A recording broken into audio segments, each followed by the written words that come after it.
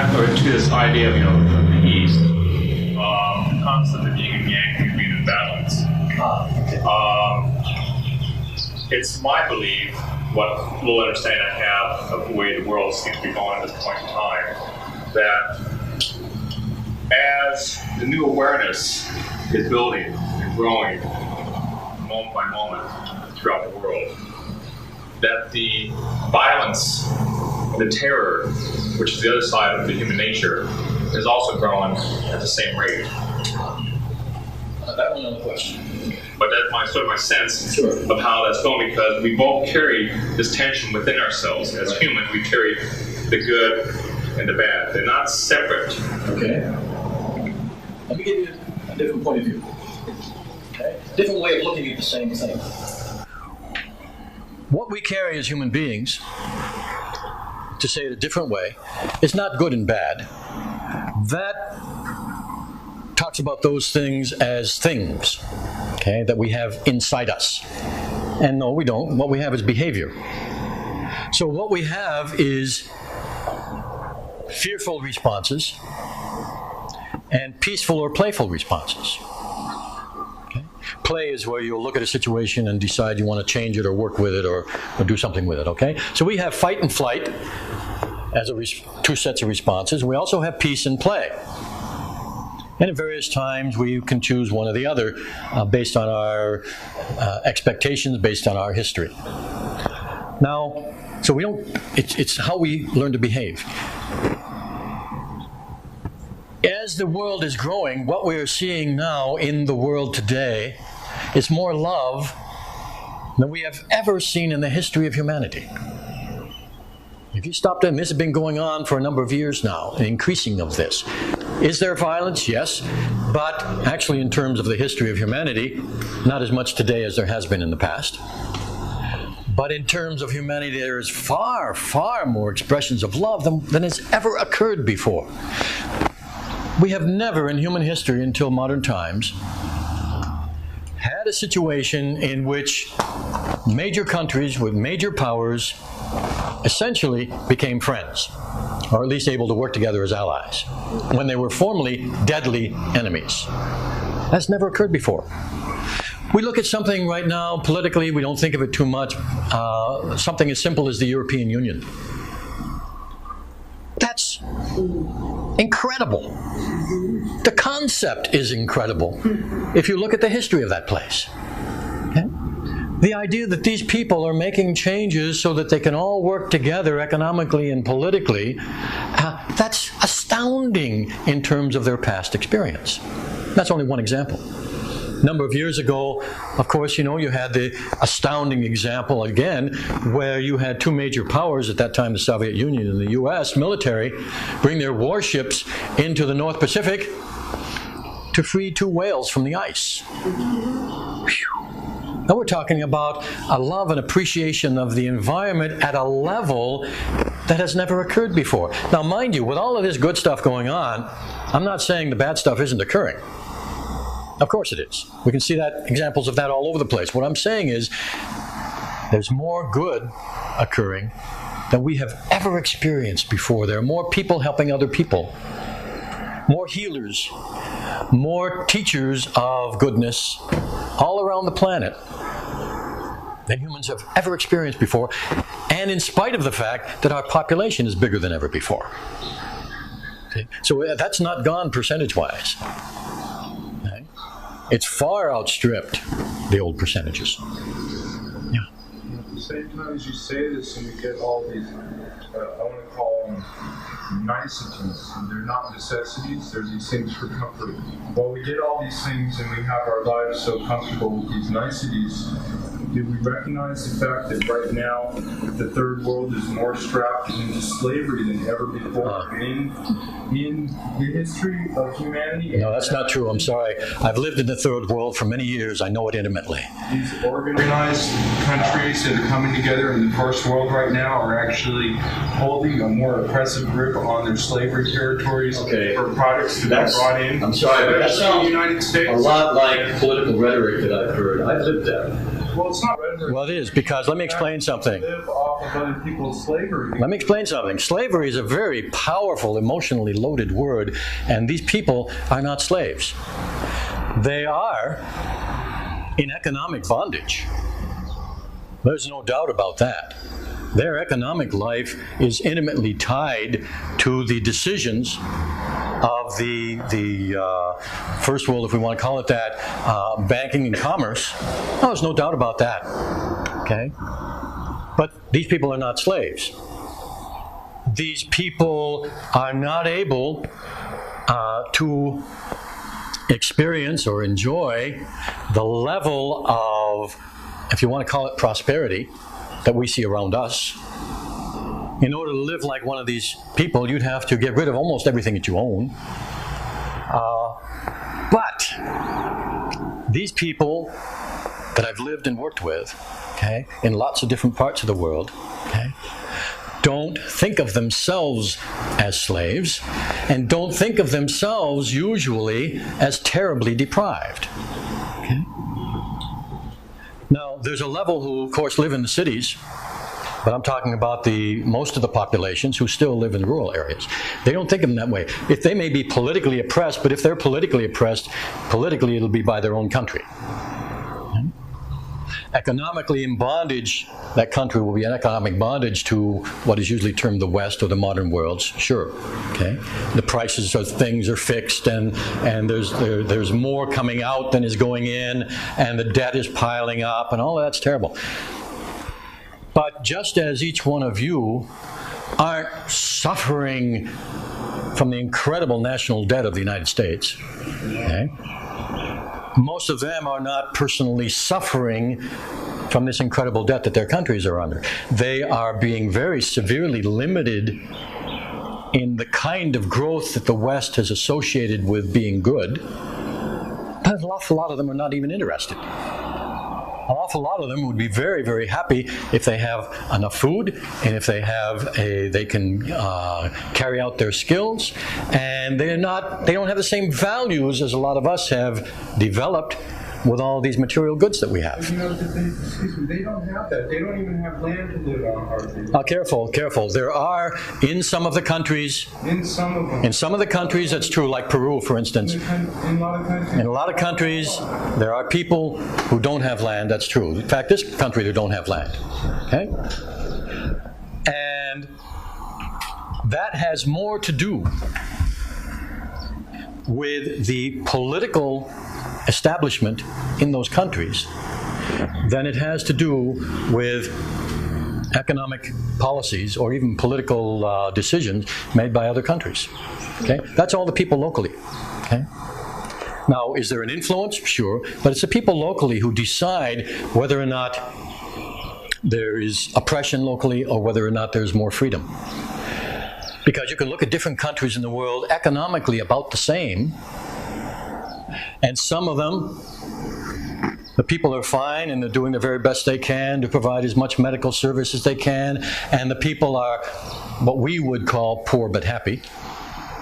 You'd be surprised how often they don't think of themselves as poor, okay? But nevertheless, poor in our terms, but relatively happy. And there are other countries where they're in misery. And that has more to do with the leaders and the beliefs and expectations of the people than it has to do with decisions made elsewhere. So, economic and political influence, oh, no doubt about it. But the decisions of the United States or Europe are not making the people landless in Peru. That has to do with the people in Peru. It just seems that, like, from the point of view of Huna, when you're talking about the sixth principle, all power comes from within, focus on the issues of power and powerlessness. Sure. It's kind of, it seems to me that people get attached to the role of being a victim because actually there's a lot of power in that. Right.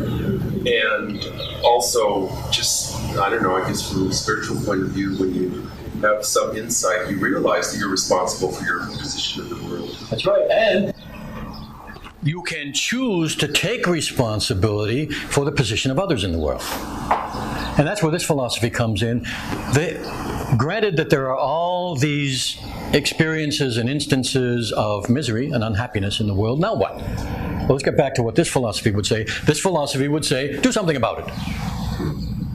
If this is something that bothers you terribly, do something about it.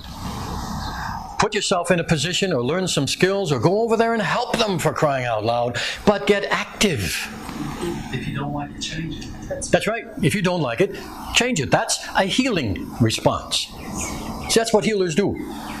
Healers change things. Okay? And to point it up is good, but then the next step is, now what? So being aware that there are bad things in the world, those are things that we're going to set out to change. If you have, however, a body and you have a cut or a bruise on your left arm, you don't condemn your whole body. You start healing the bruise or the cut. And the reason you can do that, even think about doing it, is because the rest of the body's okay. So if the people in these other parts of the world, there are some here too, but if the people in the other parts of the world need help, that help can only come from people who have the means to help them. See? It can't come by us not having anything. I've never known a single case of where somebody giving up everything that they have has helped someone else. They might give it to them. Okay, that's different. Okay, there's some help. But just doing without puts you in a state of powerlessness. And you limit the number of people that you can help around you. And when I say doing without, I mean doing without any means to assist others. I'm not talking about living a simple life. That's a different thing entirely. Okay? I'm talking about putting yourself into a state where you have no resources and no means of assisting. Okay? To help people, you have to have some resources. Even if those are mental, emotional, physical. Okay? If they're material, you can help more people. But turning that ability toward helping the others, now that's a positive and what we would call more of a Huna and healing response. And a lot of people doing it, of course, without using those words. I was in Fiji, and we ended up, by circumstances, driving around Suva, not being able to find a place to stay because there was a big festival, and ended up staying at our taxi driver's house, whereupon he took his, he just told his wife that we were staying and to feed us, and et cetera, and I don't think, I felt really bad about it, and I didn't think that she would be very happy about it, but I ended up talking with her for a while, and she was quite happy with her situation, and I remember thinking, gosh, she's sort of enslaved in a way, because, you know, she has to do whatever her husband says, and she's not really free to be herself or to make decisions. You know, she just has to accept an overnight guest, you know, from another country, someone that isn't particularly important to the family or anything, and treat us, you know, very, very well. And then I talked to my mom about this, and she thought this was horrible, and that because women were like enslaved, and that, you know, their whole position was terrible, and that they just need to be educated basically as to a better way or path or whatever, and that in this country we're much better off. And I remember thinking, gosh, if she's happy and she's comfortable with that, well, then she's not a slave, obviously. right? Yeah. I mean, if she enjoys what she's doing, no one else from the outside can make a decision and say, that's terrible, that's got to change. Yeah. There's been an awful lot of terrible things in the world done on that basis. Yep. Where someone else has decided what's good for this person without asking them. Okay? And then coming in and trying to change it. This area that we live in has experienced similar things. Okay? But, so one thing is, how do they feel about it? Okay? Their life and what they're doing and things. And most of the people in the world would like things to be better, no matter what your state is. I remember a statement by J. Paul Getty saying, what do you really want? He says, to make more money. Don't you have enough? No, never enough. Okay? He's multi-billionaire. Okay? Nobody, I won't say nobody, but a lot of people, okay, doesn't matter where they're at on any kind of an economic scale, mostly would like things to be better than they are. It's very, very typical. But slavery, it is so common in English and other languages to throw these emotionally loaded words around, and they block our effectiveness because they force us to think in a particular way which is not appropriate to the situation. Slavery is where a person is restricted by force or the threat of force from doing things that will increase their own well-being. That's slavery. Okay? Now, this one group of people that I worked with in Africa, they were very, very poor by modern standards. But we went in there and we helped start a credit union and got the government cooperation because we showed the government how that would be a benefit to the government if these people had more money. And while they could have been looked upon as being, economic slaves, no, they weren't at all, because the moment they got the idea, they thought that was a great one, and on they went and started improving their level of living, okay? And those credit unions are still going after 20 years. So it's when you can't do anything positive to change your state. Now, the people of Russia in the old time under the Tsar, the serfs, that was virtual slavery. Except what they did finally was revolt. Okay? And that's how they got out of it. Okay? In a particular situation, usually if a person stays in that situation, there's some benefit. They're staying in out of some positive benefit, or they're staying in it out of fear of losing. Well, there's always a positive benefit, but they're staying in fear out of losing it. So some people will stay in relationships or even economic and political situations because they don't have the skills and they don't know what to do differently, or sometimes by threat of force, they're not able to do any differently. Okay? When it gets to the point where someone else is trying to prevent you from improving your well-being, that can be termed slavery. Okay?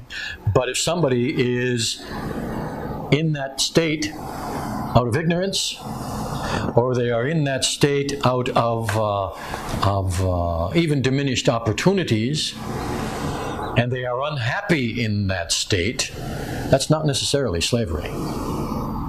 Because if education could help bring them out of that state, if some kind of assistance could be given, which would be allowed, which could bring them out of that state, if they could make a decision either to get out of that state themselves or really enjoy it, they're no longer a slave. Even a slave ceases to be a slave when they make a decision that this is what I want to do. Then it doesn't matter the title they're given or the position they're in. They've taken that mana into themselves, and if they made that decision, they're no longer a slave.